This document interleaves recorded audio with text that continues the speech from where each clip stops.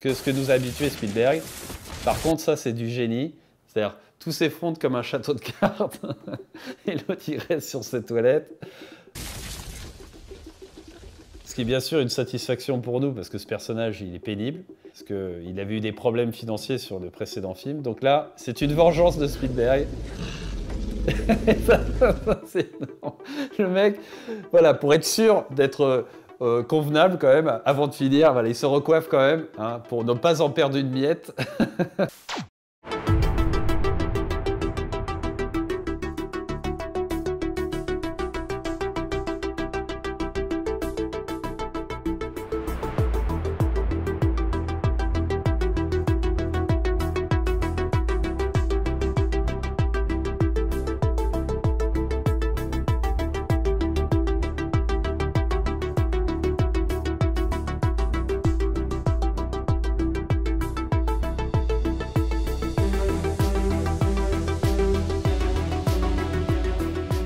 Amis réalisateurs et cinéphiles, bonjour, vous êtes sur Cut Point de Vue.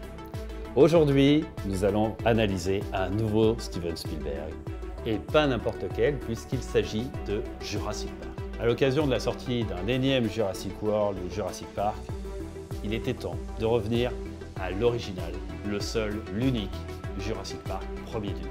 Et en plus, nous allons analyser la scène du T-Rex, donc la première apparition du T-Rex qui est vraiment spectaculaire. Donc on va analyser ça tout de suite, mais avant, si vous aimez mon travail, n'hésitez pas à le faire savoir autour de vous en partageant son contenu. On commence tout de suite. Nous commençons sur un plan avec les deux enfants qui sont dans la voiture sous la pluie, hein, qui attendent que voilà, les véhicules reprennent leur cours. On a un resserrement sur le petit. Il a vu donc quelque chose. Hein. On ne resserre pas dans l'axe inutilement, hein, donc il a forcément vu quelque chose. Qu'a-t-il vu ? Il s'approche de la caméra, donc là déjà aussi on apprécie toujours la finesse de Spielberg, hein, et l'économie aussi qu'il a. Il est très proche de nous et là on voit qu'on a un intensificateur, hein, on a une sorte de lumière, pas éblouissante mais qui donne plus de caractère en fait à ce plan. Et là, point de vue, cut point de vue, on a le niveau du verre, boum, qui vibre. Plan, bien sûr, iconique de Jurassic Park. D'ailleurs, savez-vous comment lui est venue l'idée de cette vibration du verre ? Eh bien, il écoutait Earth, Wind and Fire dans sa voiture et les enceintes faisaient vibrer un verre et il s'est dit, tiens, ce serait intéressant si c'était le T-Rex qui ferait faire vibrer le verre. Et d'ailleurs, pour arriver à faire vibrer le verre tel qu'il est là, eh ben, ils ont dû utiliser la vibration d'une guitare qui générait une onde et qui a permis en fait de faire ça. Donc là, il faut imaginer un technicien qui est en dessous, qui fait vibrer une corde de guitare. Avancer sur un verre. Boum. La vibration. Donc qu'est-ce que traduit d'ailleurs cette vibration ? On se dit qu'il y a quelque chose de massif qui arrive. Voilà. Retour, point de vue. Avancer sur lui. Là, on est plus serré. Boum, de nouveau la vibration, avec ce son sourd. Là, on a de la dramatisation. Et on a aussi une caractérisation de personnage. C'est-à-dire qu'il n'est pas là juste en train d'attendre. Il est là et il a une sorte de bourrelet là ici qui ne le valorise pas du tout.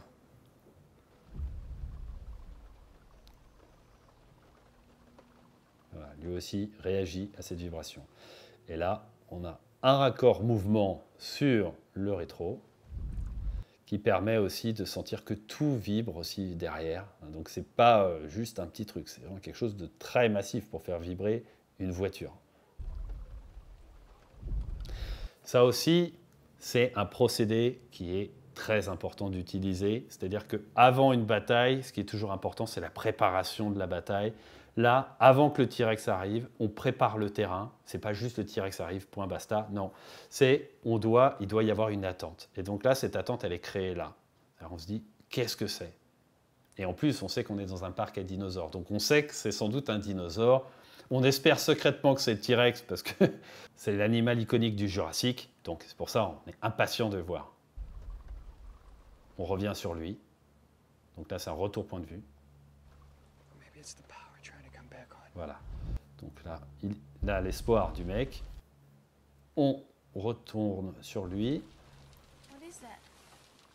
Là, on a lui qui met son casque. On a d'ailleurs un plan qui est filmé à l'extérieur de la voiture, hein, certainement pour avoir cette valeur. Ce n'est pas forcément une volonté que Spielberg avait de se dire bon, bah, on va sentir la fenêtre et tout ça, même si c'est clair que ça dynamise son plan, parce qu'on a d'abord ce premier plan là ici qui est, on va dire, leur sorte d'armature là qu'il y a sur les côtés de la voiture, et puis on a les carreaux qui sont trempés. Allez, lui regarde, et boum.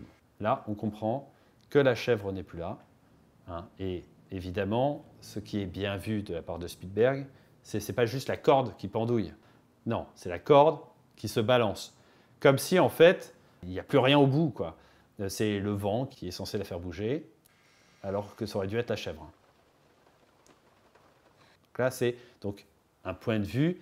C'est comme si elle avait eu le même point de vue que son frère. Hein, donc, et vous avez vu là d'ailleurs l'association, c'est-à-dire qu'on a elle et on a lui qui regarde elle, hein, ce qui renforce son regard. Hop, on a une avancée. Là d'ailleurs, on a un plan qui est un peu particulier parce qu'on a l'impression qu'on n'est pas dans la même colorimétrie, je dirais. L'autre était un plan qui était grosso modo plutôt bleu, hein, et là on a beaucoup de vert, quoi. Donc, qui était annoncé d'ailleurs par les jumelles aussi, hein, qui étaient très vertes. Et on a une grosse contre-plongée. Où est la chèvre? Réponse, ici. Voilà. Ça, c'est typiquement l'humour de Spielberg. Tu veux une réponse? Ben, je te la donne tout de suite. Et voilà, boum. On a la réaction immédiate. En décage, elle se recule dans la profondeur, ce qui est une attitude qu'on avait eue dans Retour à le futur, quand Marty se rendait compte que l'almanach n'était pas le bon. Donc c'est toujours cet effet de sidération où on recule. Voilà, donc elle se recule. Et d'ailleurs, on voit qu'il ne regarde pas totalement au même endroit. Lui, il regarde beaucoup plus haut. Hein, je pense qu'il a un regard plus juste qu'elle, qui regarde un peu plus éloigné. Je ne sais pas ce qu'elle regarde.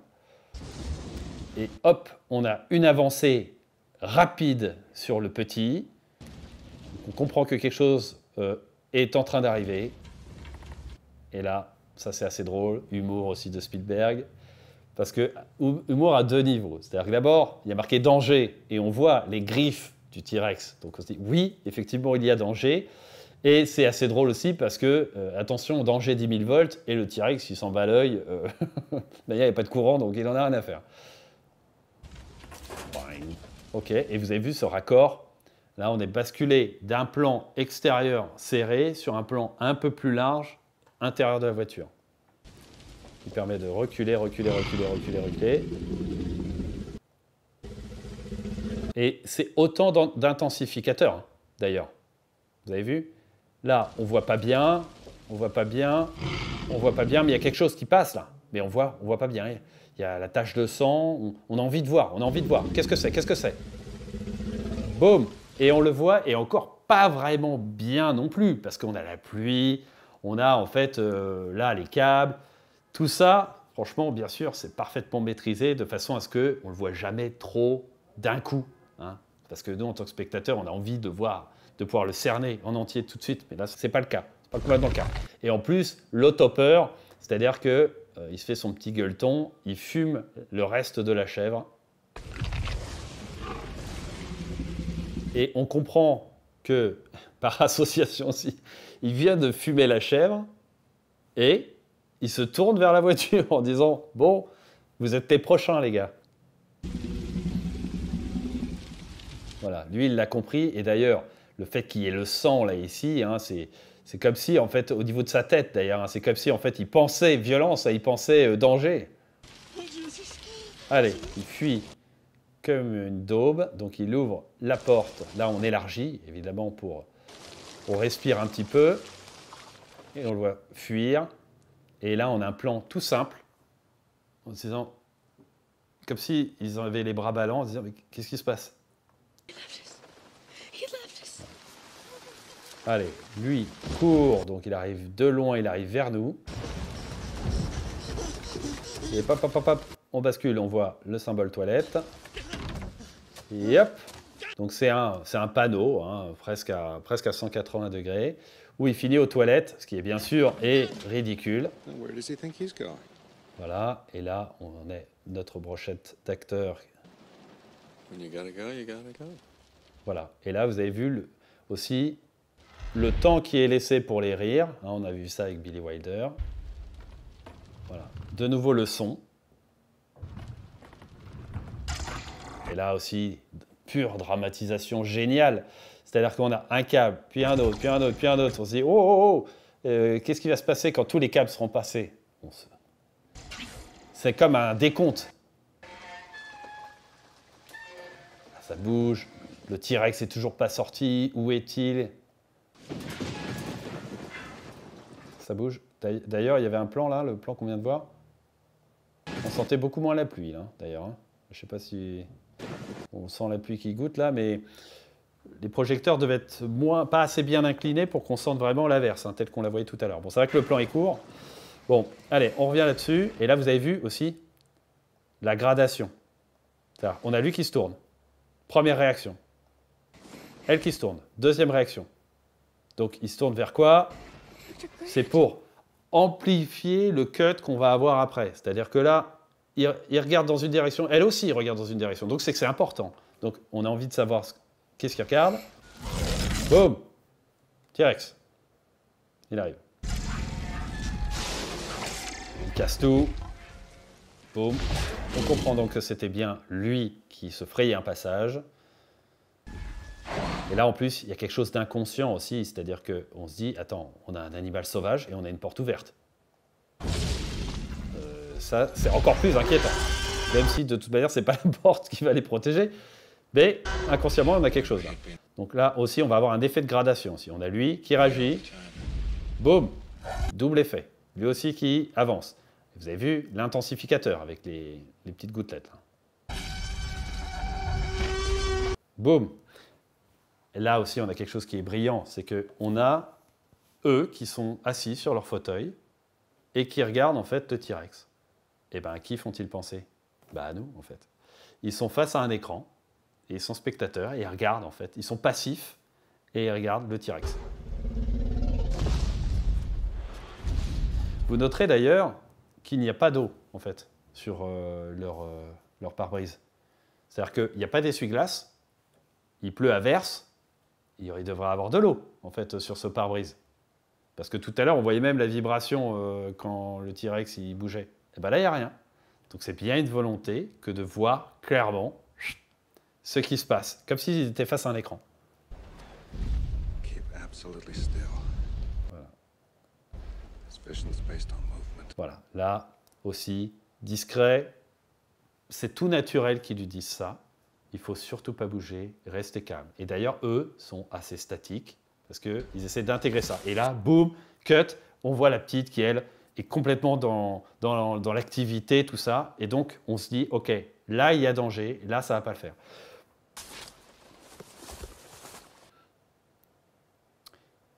D'ailleurs, j'ai l'impression que là, la porte, elle est fermée ici. Hein. On est d'accord? Les deux portes sont fermées, alors qu'il y avait une porte qui était ouverte.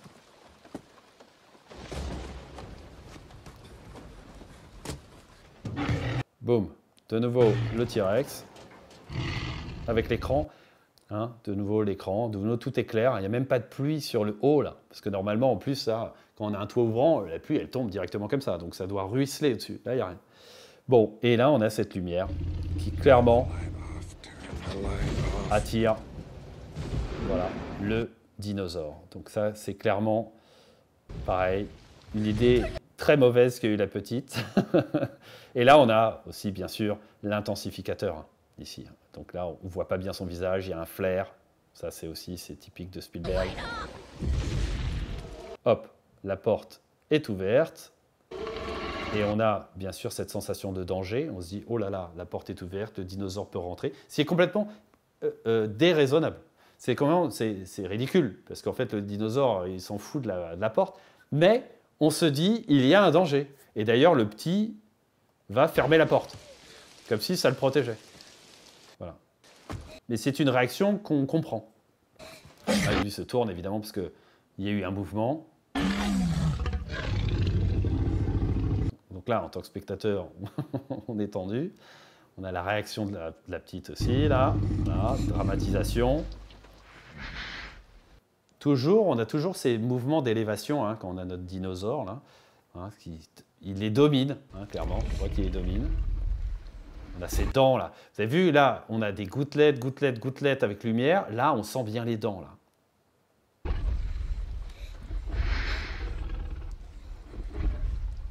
On a eu un plan plus long que d'habitude. Tension, toujours.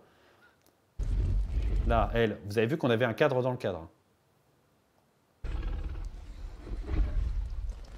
Cadre dans le cadre, là. D'accord? Là, on voit pas bien, pas bien. Là, on voit bien. Et qu'est-ce qui est important? Sa bouche. Stupéfaction. On revient, raccord. Autre idée brillante, ça. La pupille, bien sûr. C'est-à-dire que ça a double intérêt. D'abord, le fait qu'il y ait la pupille, on peut se dire, ça renvoie à l'animal, en se disant l'animal qui a détecté quelque chose, quoi. Quelque chose, il a détecté sa proie, quoi. L'œil, il est altéré. Et ensuite, ça donne de la vie à cet animatronique géant qu'est en fait ce T-Rex.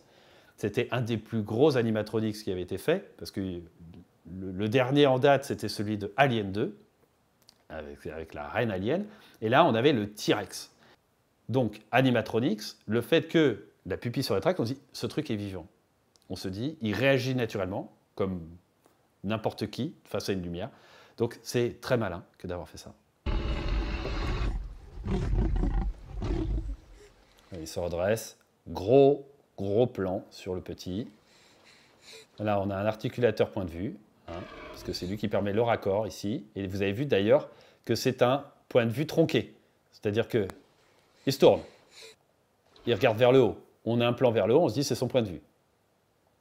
Et hop, on réalise dans un deuxième temps que non, ce n'était pas son point de vue. C'est un point de vue tronqué. Ça fait penser aux flaques de sang du Predator. C'est-à-dire qu'on a un filet qui laisse sous-entendre que c'est un point de vue de la personne qui a fait le filet, mais en fait non. Allez, le cri, surdécoupage. Donc là, montage cut, hein, plein de plans rapides sur leur réaction par rapport à ce cri, pareil, qui va devenir une sorte de cri iconique du T-Rex, hein, et qui montre aussi la violence de ce son. Et là, maintenant, on a un plan avec le T-Rex qui se baisse, qui semble observer. Ça permet aussi de mesurer sa taille aussi, hein. On voit qu'il est gigantesque, hein, par rapport à la voiture. Vous avez vu aussi les gouttelettes, l'utilisation des gouttelettes, intensificateur.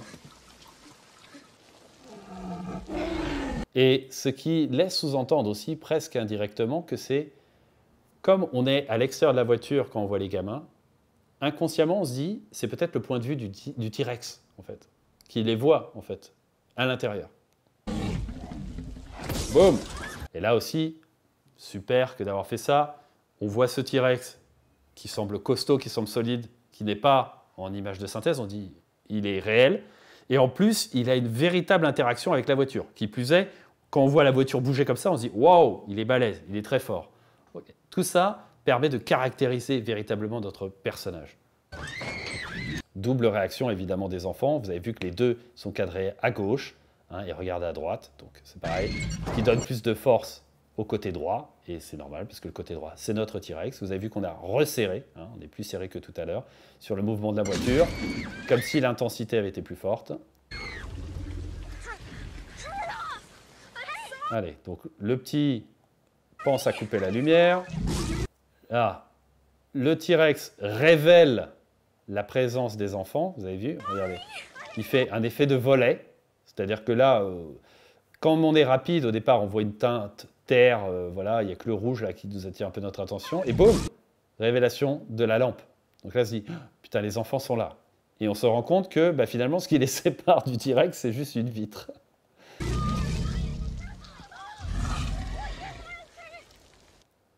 Là, pareil, ça pourrait être le point de vue du T-Rex. Hein. C'est-à-dire que là, on voit à travers une vitre. Hein. Et boum! Et bien, dites-vous que cette scène-là n'était pas prévue. Apparemment, le T-Rex devait juste descendre comme ça et eux devaient juste hurler. Et bien, dites-vous que ce passage-là, en fait, c'est la vitre qui n'a pas tenu et eux qui l'ont retenu. Parce que le T-Rex, il a penché en avant. C'est extraordinaire. Et d'ailleurs, anecdote, c'est qu'il n'était pas prévu initialement qu'il pleuve. En fait, il a plu. pendant le tournage. Et donc, ils ont assumé la pluie. Ils ont mis, voilà, ils en ont rajouté et tout. Et le truc, c'est que il n'était pas prévu que le T-Rex soit sous l'eau. Et donc, en fait, il gonflait. Et donc, son poids était beaucoup trop lourd. Et donc, ce qui fait qu'il pouvait s'effondrer à n'importe quel moment. Donc, il y avait une tension à ce moment-là, quand même, sur le plateau. Il devait faire plus attention que d'habitude. Donc, ils ont dû la jouer par la suite. C'est comme ça qu'ils ont eu l'idée incroyable. Franchement, cette idée est super. Là, on se dit, on a les dents terribles du T-Rex et ils sont juste séparés par une pauvre vitre. On a les mains toutes fragiles des enfants, là. On dit, là, il s'en faut de rien pour qu'ils se fassent bouffer, là, clairement. Et ce n'est pas sans rappeler aussi le fait que nous, en tant que spectateurs, on se dit, waouh, voilà, les crocs de l'animal, il ne peut rien nous faire parce qu'il y a un écran qui nous protège. Vous voyez? C'est, je trouve, très malin. Voilà, donc là, on a le point de vue du T-Rex, hein, clairement, qui enfonce dessus, boum, avec cette scène qui est folle. Voilà, là, gros resserrement. Hein, on pourrait se dire qu'il avait quasiment les dents sur les pieds du gamin. Là, on a une succession, vous avez vu, on est passé d'un visage à un autre, là. Ça a été très rapide. On est passé du visage du petit garçon au visage de la petite fille. Sur un mouvement rapide comme ça, clac, clac, clac. Hop, on revient sur le plan qui est presque un point de vue, hein, un point de vue que les enfants ont, mais que du coup, nous, on a du T-Rex qui est si proche de nous. Voilà. Avec des éclairs, bien sûr, hein, qui donnent un côté cauchemardesque à cette créature. Et nul doute que Spielberg, lorsqu'il a pensé cette scène, a dû penser à 20 milieux sous les mers, où il y a cette scène avec le calamar géant, scène qui d'ailleurs, initialement, avait été tournée en fin de journée, sans pluie, sans rien, et que c'est Walt Disney qui a dit « Non, il faut le tourner sous la pluie et avec l'orage. Ce sera plus terrifiant. » Et c'est inévitable, c'est la scène dont tout le monde se souvient. Et bien là, la scène du T-Rex, sous la pluie, avec l'orage, et avec cette avancée là incroyable. Voilà. De nouveau, boum. Et alors, eux très passifs depuis tout à l'heure. Et derrière la flotte, et là on a ça, évidemment, c'est une blague, encore une blague à la Spielberg, c'est-à-dire que là, il y a tellement de tension dans la voiture que voilà, ça génère de la buée, ce qui est très drôle, bien sûr. Voilà. Et puis alors lui, il est double protégé, hein. C'est-à-dire qu'il y a la buée, il y a la vitre et il y a ses lunettes. Donc vraiment, clairement, triple protection. Boum, il bouge la bagnole. Et d'ailleurs, les cris qu'on entend comme ça, un peu hystériques, tout ça, font penser en fait aux attractions qu'il y a dans les parcs, en fait, quand on est comme ça sur les montagnes russes et tout ça. Ça fait vraiment penser à ce type de cris. Et là, clairement, c'est un parc. Et c'est des parcs à forte émotion. Donc vraiment, il pourrait y avoir ce genre de cris, c'est sûr. Il y a une sorte de champ lexical. Bon, allez, il retourne la voiture. Vous avez vu que, d'ailleurs, il y avait un projecteur. On voit un projecteur. Regardez là, ça c'est un pied de Projo, ça. Là, il y a un Projo, là qui est planté. Alors, qu'on ne me dise pas que c'est le projecteur du parc. Hein. Je pense que c'est le projecteur du film. Voilà. Donc là, c'est retourné. Un gros plan sur le héros, qui d'ailleurs est saisi, et on s'attend à ce qu'il réagisse, et il ne réagit pas. Pendant ce temps-là, le T-Rex se fait plaisir, il attaque donc la bagnole. Et alors là, c'est super parce qu'on a un double niveau. On a le T-Rex là, qui est un faux T-Rex là, c'est le T-Rex, on va dire en synthèse, et on a une zone qu'on peut regarder aussi à loisir. On voit les enfants qui sont vulnérables. Boum, avec cette voiture qui bouge, ça fait penser aux effets qu'ils avaient utilisés d'ailleurs dans Roger Rabbit, hein, où ils bougeaient des éléments réels, et après ils intégraient en fait, les cartoons. Ça fait vraiment penser à ça. Vous avez vu, on a eu un plan donc sur le scientifique, qui est un plan qui est le pendant quasi identique du plan sur notre héros. Clairement, même type de valeur. Hein, ils sont stupéfaits, mais ils ne bougent pas. Allez, ils s'attaquent aux pneus. Et là, regardez ce plan, quoi. C'est-à-dire que là, on descend, et on les a, eux. On sent physiquement la voiture. On a là un intensificateur qui est ici. Et avec eux, qui hurlent. Bon, enfin, ils se décident à agir. Donc là, on a un plan qu'on n'identifie pas. On se dit, qu'est-ce que c'est? On comprend que c'est notre héros qui est là, qui ouvre enfin une valise pour essayer de tenter quelque chose. Hein. On ne sait pas trop quoi, mais... Allez, le dino qui s'éclate, hein, il hurle. Là, c'est donc notre animatronique, hein, c'est sûr, ça se voit. Et là, ce plan en lui-même est vraiment saisissant, quoi. Vraiment, là, on se dit, les enfants sont mal. Et d'ailleurs, vous avez vu que symboliquement, ils sont presque écrasés déjà. On ne les voit plus à l'image, ils sont vraiment enfoncés de chez enfoncés. Et là, ils s'enlisent. Donc, ils passent de charibancier là. C'est-à-dire qu'en fait, ils étaient dans la voiture avec un dinosaure qui les ennuyait. Maintenant, ils vont se faire écraser par le dinosaure et finir fossilisés dans la boue. Voilà. Allez, enfin, là, c'est comme un soulagement pour nous. D'ailleurs, vous avez vu que c'est un plan plus large. Et... boum, il attire le dino. D'ailleurs, ce plan, netteté dino, flou sur notre héros, marche très bien. Hein. Ça permet de les spatialiser, on voit. Et c'est comme si le dino lui répondait, d'ailleurs, en disant « Qu'est-ce que tu veux, toi ?» On le comprend franchement, instinctivement. Donc lui, il comprend d'ailleurs qu'il a provoqué le dino, il n'aurait pas dû. Et là, on a le duel, on pourrait se dire, hein, ils sont face à face. Et hop, il l'envoie, ça fait penser bien sûr à un chien, quand on lui envoie un nonos ou un truc comme ça. Et le dino va se barrer. Et alors moi, j'ai jamais compris cette réaction. L'autre qui sort. Donc là, on a la réaction de notre héros qui se dit mais t'es con ou quoi? Il va chercher les enfants et je ne comprends pas. C'est-à-dire que le dinosaure allait se barrer. Pourquoi est-ce que le gars se dit non, mais il va me courir après? Le mec, c'est un scientifique. Normalement, il est censé raisonner quand même correctement. Bah là, c'est complètement absurde. Et visiblement, c'était une idée de Jeff Goldblum. C'est-à-dire que lui s'est dit « Ah, ce serait bien que je fasse ça ». Et Spielberg a été séduit par cette idée. Je pense que c'est une erreur. Enfin, c'est une erreur.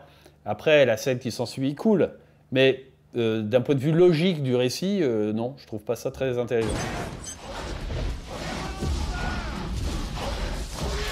Voilà. Alors, évidemment, en plus, la scène, ça ne sert plus à rien. Tout vibre de partout. Ça aussi, pareil, c'est très bien fait. C'est-à-dire que comme tout vibre, on se dit c'est fragile. Et on comprend que ça ne va pas le protéger de grand-chose. Là, on a un truc qu'on imagine être un point de vue peut-être du dinosaure. Et alors là, ça c'est improbable. C'est-à-dire que l'autre est expulsé, on ne sait pas comment. Ça c'est un peu naze. Voilà. L'autre, il arrive comme ça. Bon, ça c'est très brouillon, je trouve. C'est pour ça que c'est pas impossible que c'était improvisé par lui, parce que ça sent que c'est moins découpé, c'est moins propre. Voilà, que ce que nous a habitué Spielberg. Par contre, ça, c'est du génie. C'est-à-dire, tout s'effondre comme un château de cartes, et l'autre, il reste sur ses toilettes.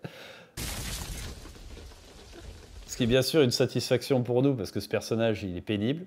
Et d'ailleurs, c'était une vengeance de Spielberg par rapport à ses comptables qui lui cassaient la tête, parce qu'il avait eu des problèmes financiers sur le précédent film. Donc là, c'est une vengeance de Spielberg. Le mec, voilà, pour être sûr d'être convenable quand même, avant de finir, voilà, il se recoiffe quand même, hein, pour ne pas en perdre une miette. Allez, terminé, boum. Voilà. Donc là, il y a eu une souffrance. On avance à ras du sol vers le héros qui essaie de sauver les enfants. On a un plan très serré sur le petit. On se dit pourquoi il souffre, qu'a-t-il? Et là, on le comprend. Ok, on se dit il est bloqué. Très bien, là, ça va être compliqué. Allez, voici déjà un enfant de sauvé. Donc là, vous noterez que, pas de musique, hein, depuis tout à l'heure. Hein. On est vraiment dans quelque chose qui se veut naturel. Bon, même si le découpage, il est très stylisé et tout ça. Mais on n'a pas la musique de John Williams qui joue la note derrière, pas du tout. Hein. Ce qui crée une tension aussi. Hein. Et là, on est sur un plan long. Et d'un coup, elle se met à hurler. On se dit, suspense, que se passe-t-il? Hop, on a eu un raccord dans l'axe au moment où il l'a fait taire. On a une avancée, évidemment, parce que tension. Et boum. Là, on a un élargissement quasi dans l'axe, hein, avec cette grosse patte de dinosaure qui est là, hein, franchement, et avec cet amplificateur qui est la boue, hein, qui est là, qui montre en fait qu'il a une assise, il a une présence.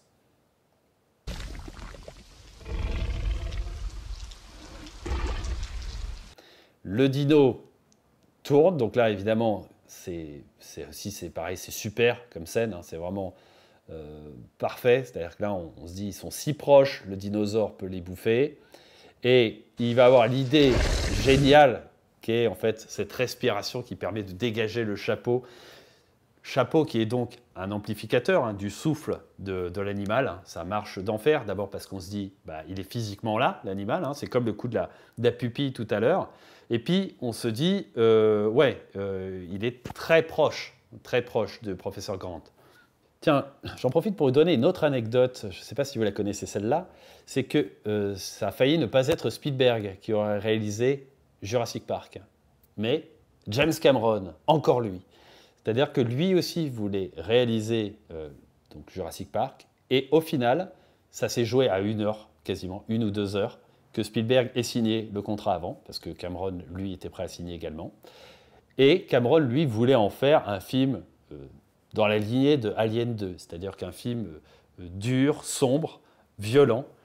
Et il le dit lui-même qu'il est satisfait de ce qu'on a fait Spielberg, parce que ça reste effrayant quand même, mais familial, et c'est, d'après lui, et je pense qu'il a raison, la bonne formule pour Jurassic Park. Avancer sur eux, évidemment, la tension est forte. Là, vous avez vu d'ailleurs qu'ils ont dégagé la boue qu'il aurait pu avoir autour du regard. Hein, c'est comme si elle avait été au ski, là, on a l'impression. De façon à mettre en valeur son regard, évidemment. Et ça, pareil, on est dans du pur Spielberg, toujours à vouloir trouver une manière ludique de faire les choses. Donc là, allez, le dinosaure joue implicitement avec eux, parce qu'en fait, ils bougent la voiture, donc eux sont obligés de pivoter. Hein. Là, on a un raccord qui marche très bien aussi. Allez, hop. On a multiples raccords. Là, on se dit, oh là, c'est quand même tendu. Et on a le dinosaure qui est au-dessus, qui les domine totalement. Hein. Et d'ailleurs, on se dit que s'il les voyait, en fait, il les aurait bouffés depuis belle lurette.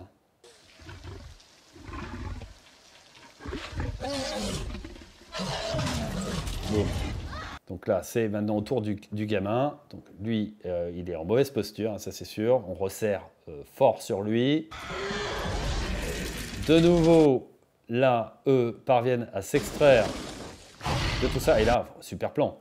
Là, un plan en longue focale, donc ce qui tasse les perspectives. Donc du coup, on a l'impression que le dinosaure, il est quasiment sur le gamin. En plus, ça, ils ont dû pouvoir le faire avec le dino en animatronics. Hein, donc du coup, ça semble d'autant plus réel. Hein. Ça aussi, c'est assez drôle. Ils s'apprêtaient à pouvoir y aller, mais non, non, non, non, non, non, non. On les empêche.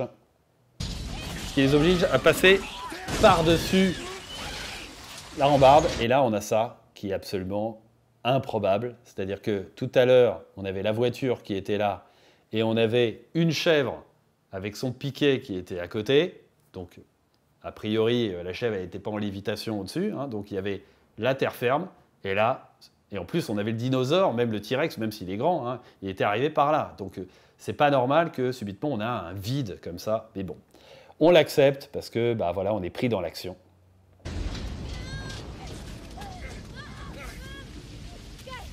Et ils descendent. Et là, brillant aussi, on a la pluie qui accentue les fuyantes. Là, on a fuyante, fuyante, fuyante ici, là. Et on a ici un intensificateur. On a un intensificateur qui arrive ici, hein, qui fait des flares, hein, et donc qui donne la sensation que c'est comme 2 yeux, hein, comme s'il y avait un danger, là. Voilà.